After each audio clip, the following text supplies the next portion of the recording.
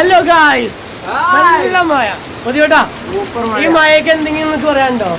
ഈ മഴ എന്ന് പറഞ്ഞാൽ നമ്മുടെ മനസ്സൊന്ന് തണുത്തില്ലേ. കാരണം ഒരുപാട് സ്ട്രെസ്സൊക്കെ അടിച്ച് നമ്മുടെ ലൈഫിൽ നിന്നൊന്ന് റിലീഫാകാൻ ഈ മഴ കാണുകയും അതുപോലെ തന്നെ മഴ ആസ്വദിക്കുകയും മഴ നനയുകയും ചെയ്യുന്ന ഈ ഒരു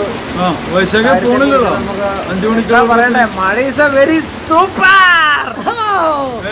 നല്ല മഴ കേട്ടോ, അടിച്ച മഴയാണ്.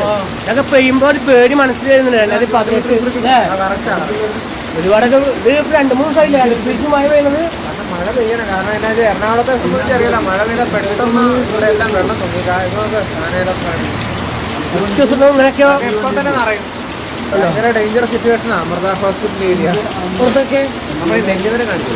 നമ്മൾ അടി തണുത്ത മരം നല്ല തണുത്ത് കുളിർന്ന് നിൽക്കുകയാണ്. എല്ലാ പകലുള്ള എല്ലാ ബുദ്ധിമുട്ടുകളും മറന്ന് ആ കൊണ്ട ചൂടിനെയൊക്കെ മറന്ന് അവൾ ഇപ്പോൾ തണുത്ത് വിറച്ചിരിക്കുകയാണ്.